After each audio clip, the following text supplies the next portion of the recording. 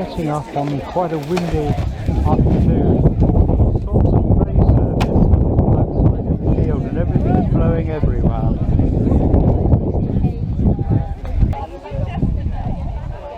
I'm playing the keyboard out there, so I shall be trying to multitask this afternoon.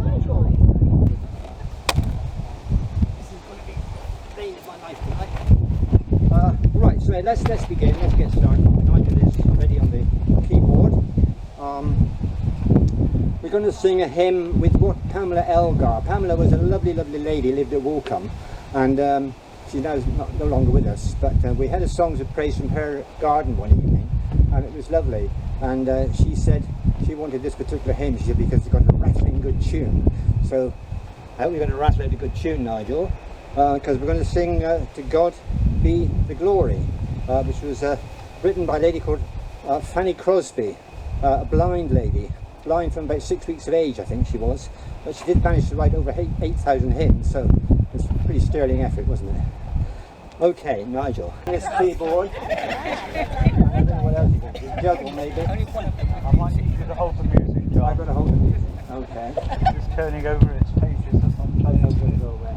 Oh, that might be better. Okay.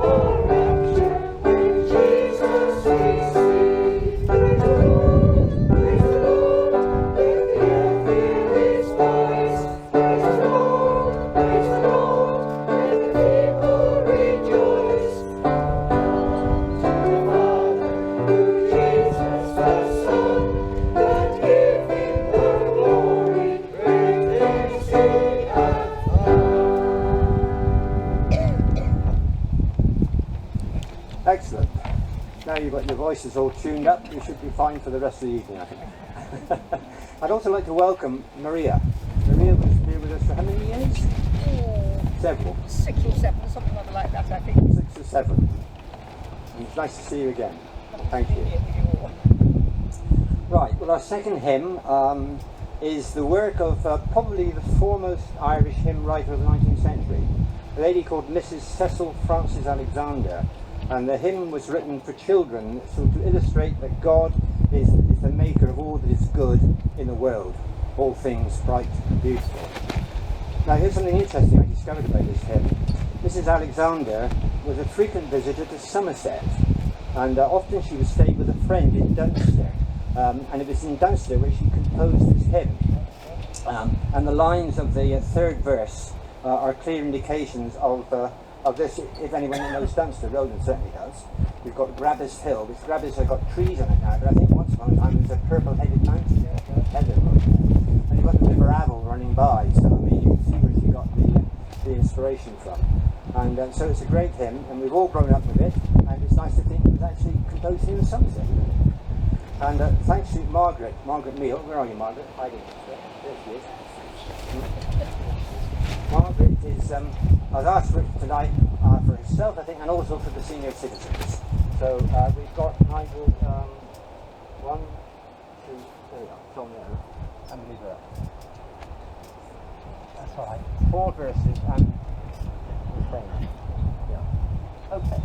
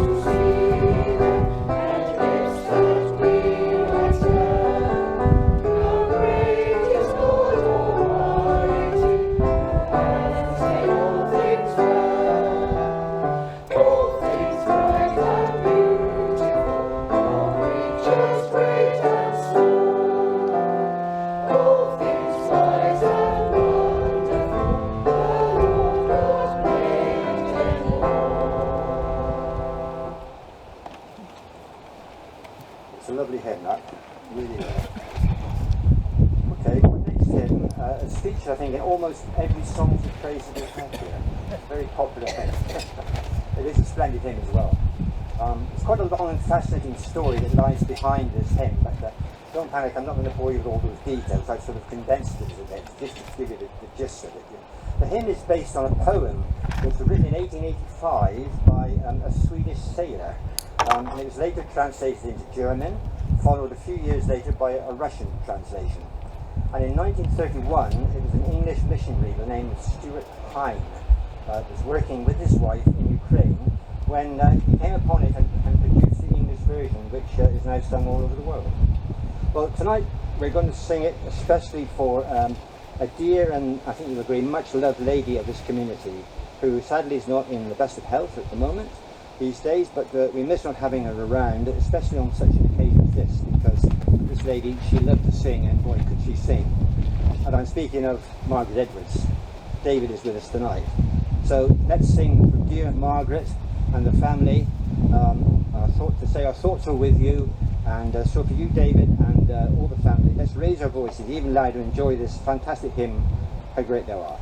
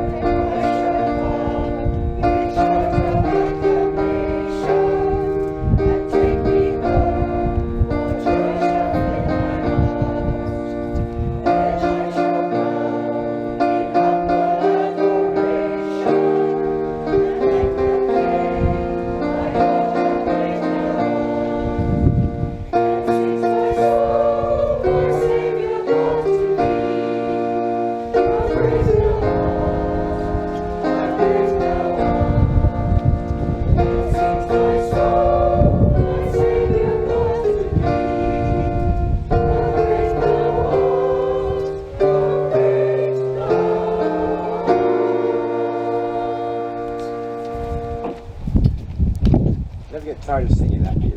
Lovely hymn, lovely hymn. Well, did you enjoy the fete yesterday? Yes. Hands up, you didn't. Mary did. Because I was at the Oliver did. because I was at the Mid Devon show, Ah. and once again they put it. Next year the Mid Devon show is on the 22nd of July, so you need to put the fete on it. Did they not change it?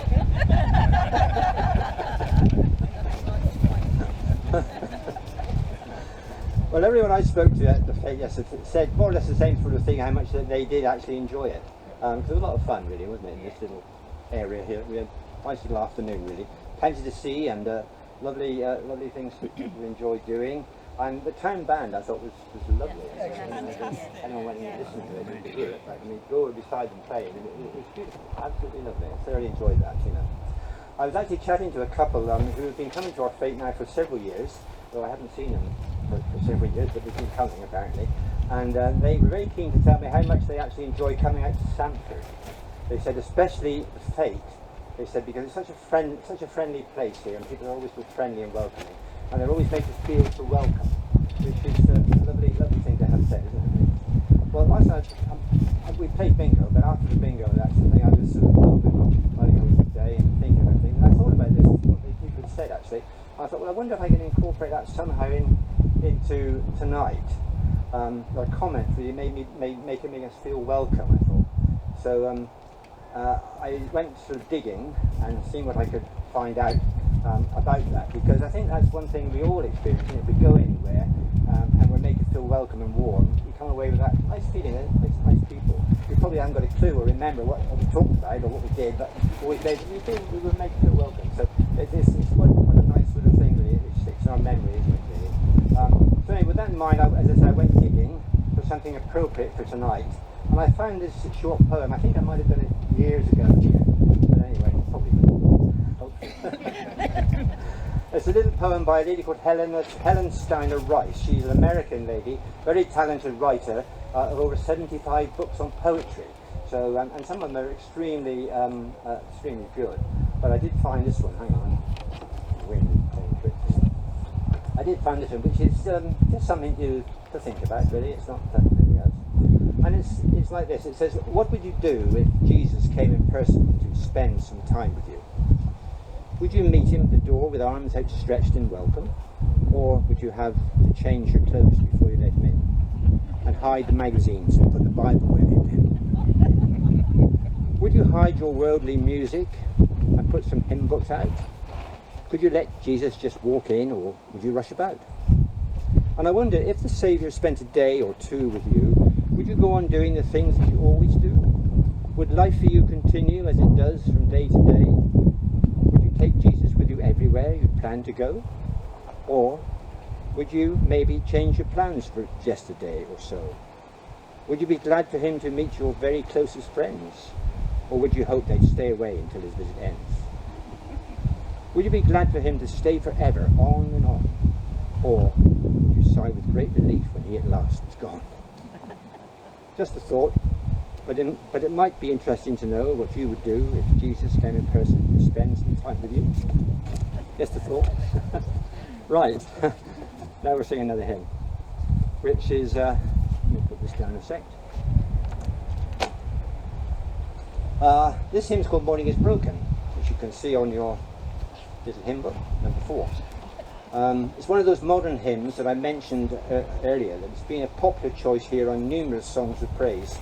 The hymn, or song it was, when it was first published in 1931, with the words by the author of children's stories, a lady called Eleanor Hargion, I think I pronounced it right, something like that. Maybe I corrected it. The theme was thanksgiving for each new day. The hymn or song was picked up by the folk singer Cat Stevens, who recorded it in 1971, and its popularity then quickly grew. It entered the pop and music, folk music scene, and reached number 9 in the UK charts and number 6 in the USA. The hymn was subsequently recorded by a host of well-known artists, including people as Neil Diamond, Judy Collins, Kenny Rogers, and others. And so, along with thousands of others, I actually love it, and so does Sue Marshall, who sat there, and she's asked us to sing it tonight. So let's sing Morning is Broken.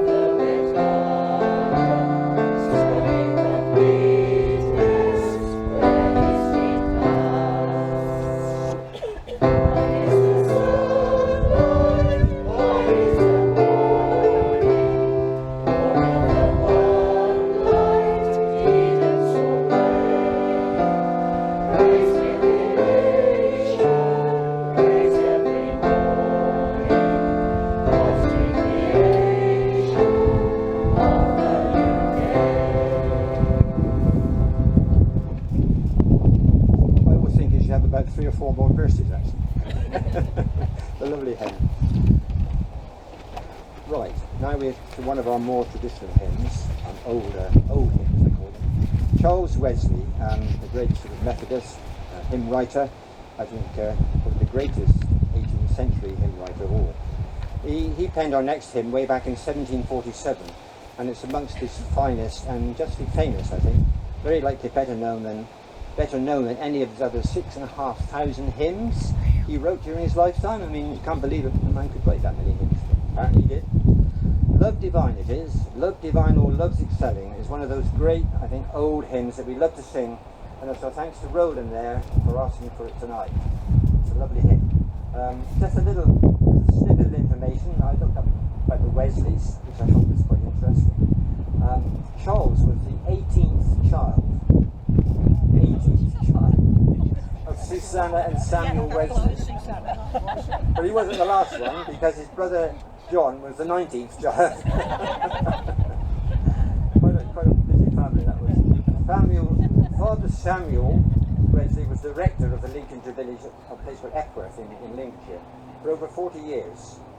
And of the 19 children, sadly, born to Susanna, 9 of them died as infants. Still quite a family to look after. Some family.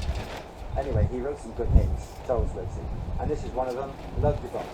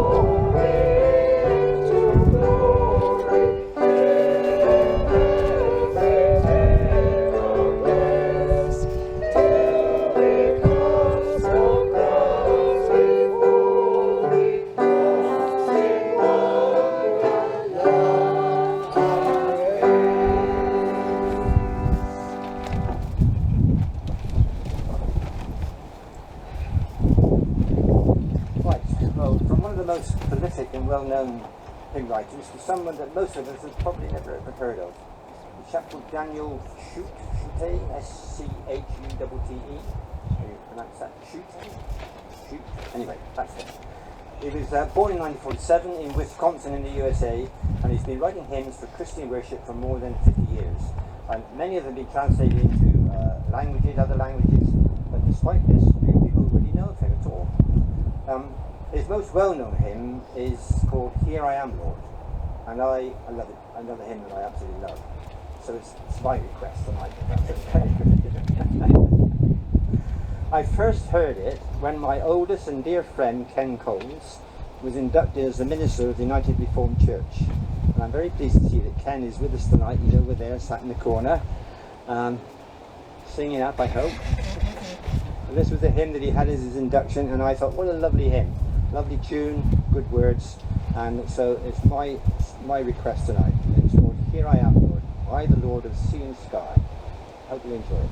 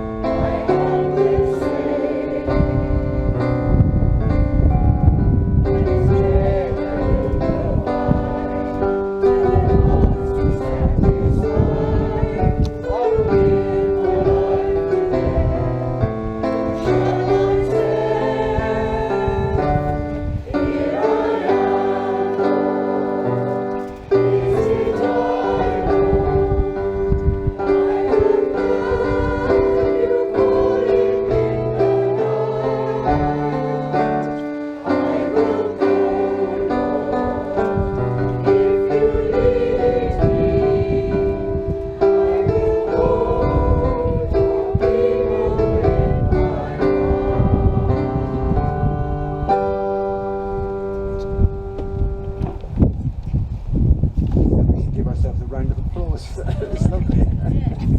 Very, very nice. Lovely hymn, lovely hymn. Well, here's another of my favourite hymns, and one that ranks high among the modern hymns, really.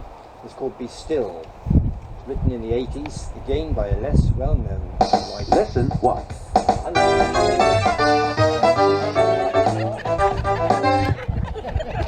Guess I didn't interlude it.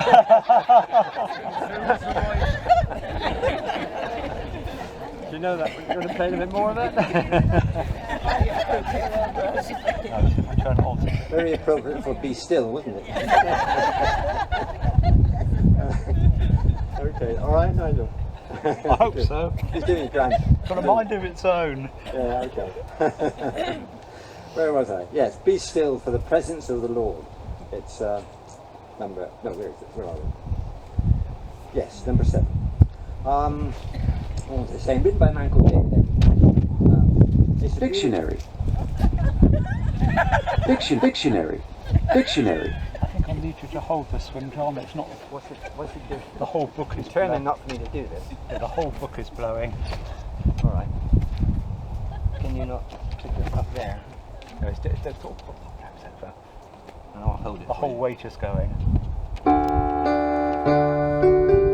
not ready yet. Okay. just one or two more little things. Anyway, turn it off. Anyway, this is a beautiful hymn, as I said, with a fine tune, with a few interruptions there, but anyway, never mind. One of the top 10 tunes in the BBC Songs of Praise, apparently, a few years ago. And Ali Jones, who presents the show now and again, he said once of it, whenever I sing it, he feels a sense of peace and calm. So let's hope we get the same sort of feeling tonight. It's called Be Still in the Presence of the Lord. If you can hit it right, Nigel.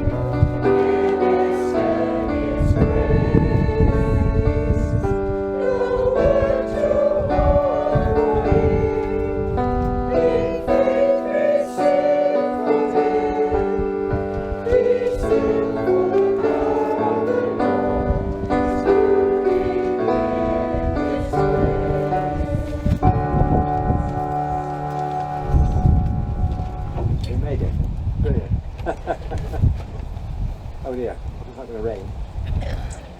Right, so let's, where are we? Of all the hymns that we've sung here over the years, I think there's one hymn that's been a regular favourite throughout. So it's a modern hymn again. So tonight's no exception, thanks to Janet. Janet, you go here, wherever she is. There she is. Janet, you did fingers for us last night, which was really good fun. Thanks, Janet, for that. It's very good. So she's requested it tonight for a special reason. What's the reason, Janet? Sue and James got married to it, and my son Alex and his wife got married to it. We got married to it as well, and I think it's a reflection of the way our lives pan out from birth and onwards. That's a good enough reason. Excellent. Lovely. It was written by a man called Sidney Carter, the man who wrote, the man who was born in London. He was a Londoner, he graduated at Oxford, and he went into teaching and all that sort of thing. And two of his most popular songs are now sung in schools all around the world. The most well known is Lord of the Dance, I think, which we all know that one. And the other is this one, which we're going to sing now, which is called One More Step Along the Road We Go.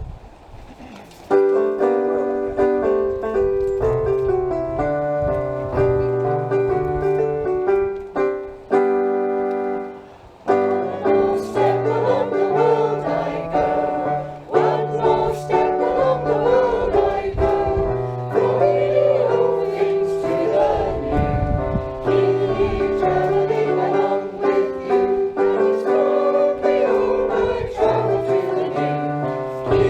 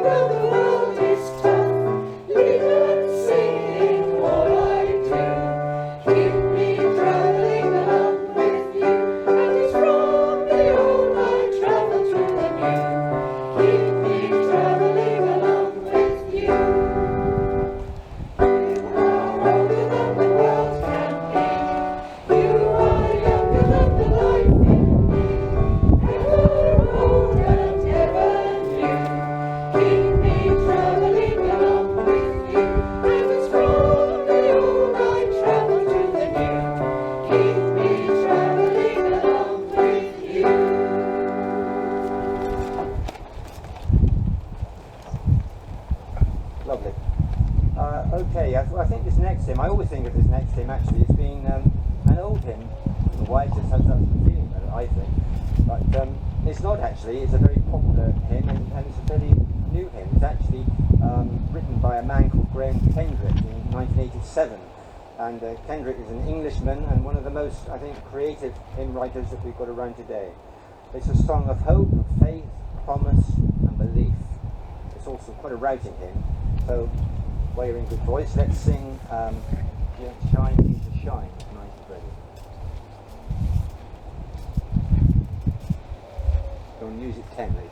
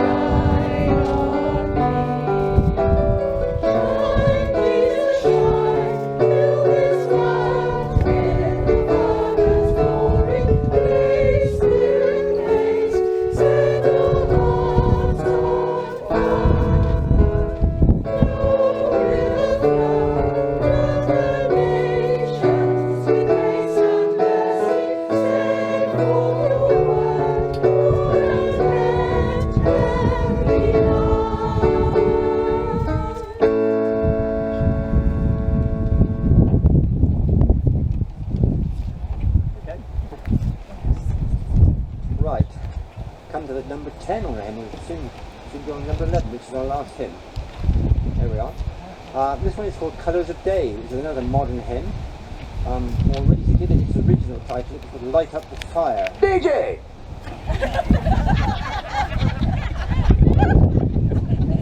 Is that you in it?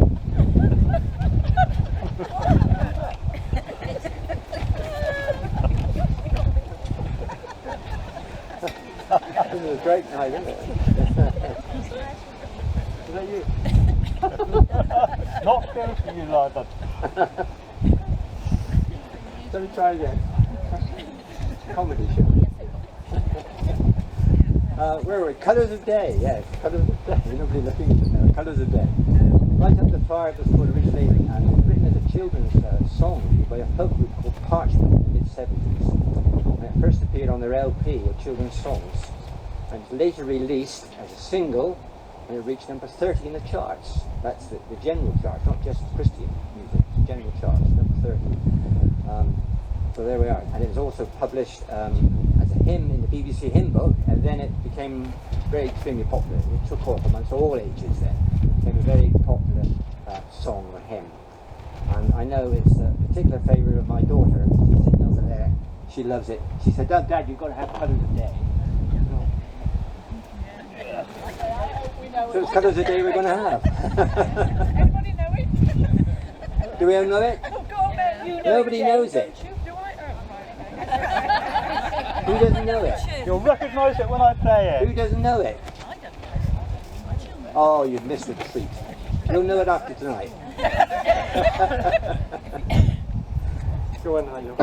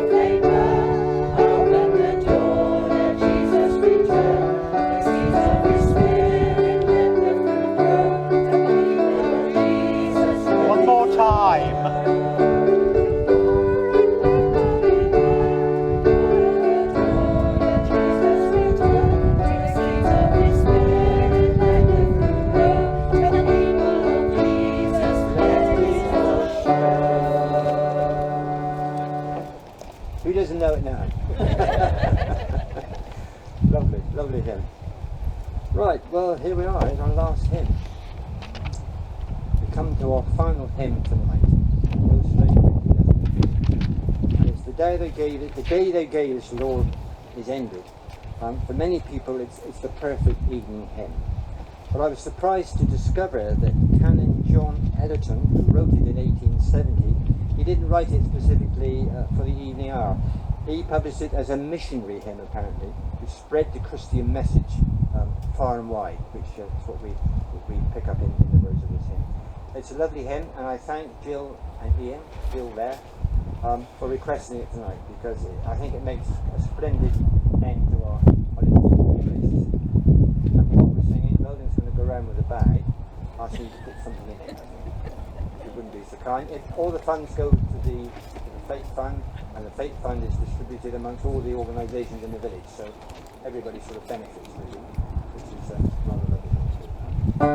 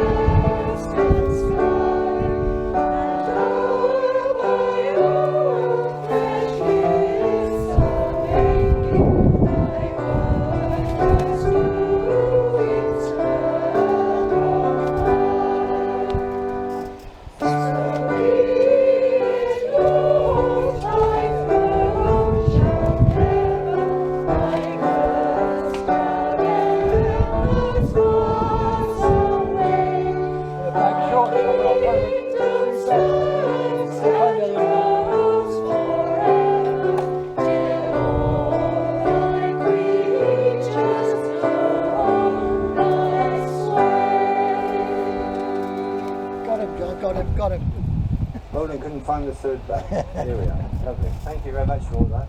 Before we Maria to come, she's always been with us for many, many years, and she's still part of our community anyway. So Mary would like to come up and just say something to contribute on it.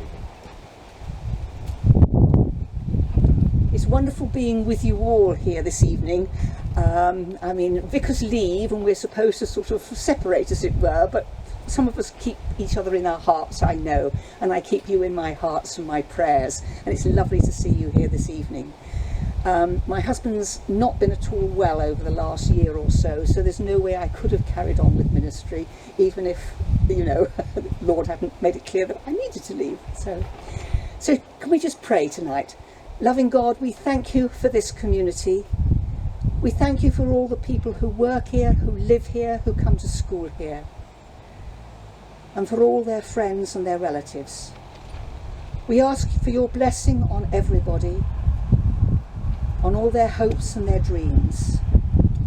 Your blessing particularly on those who are sick, those who are waiting operations, those who find their lives confusing. We ask for your joy and your peace and your comfort to be with them. And as we go into the week ahead, may the blessing of God Almighty, the Father, the Son, and the Holy Spirit be upon you and remain with you all, those you love and care for, and those you find it difficult to love and care for, this night and always. Amen.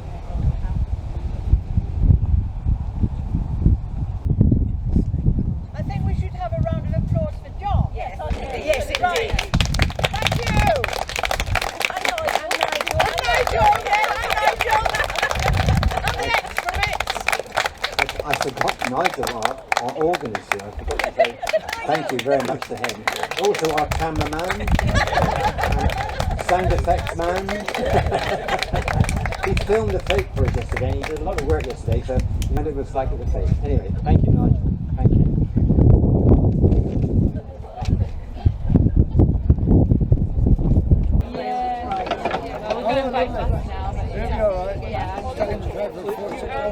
You want to go across a double, right? We're not going nowhere.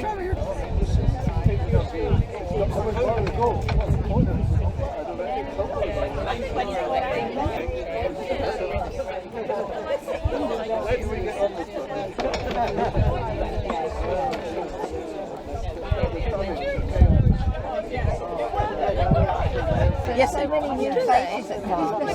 Yes, I'm sure.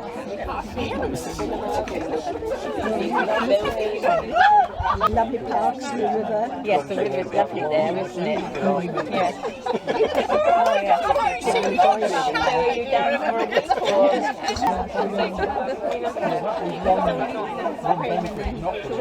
Julian, wasn't it? Julian.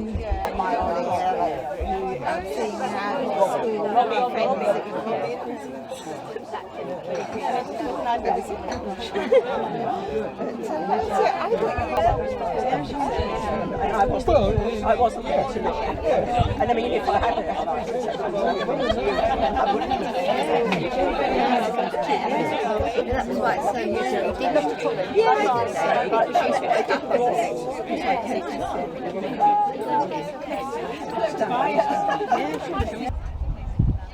And as we depart at the end of the evening, at the end of the weekend, it's mizzling with rain. We were very lucky and we just about got away with it for both the flower show and the fete yesterday and the service today. So it's good night from me, Nigel Parkin, here at Holy Cross, Sampford, Arundel, in the fete and the songs of praise for the summer of nights 2022.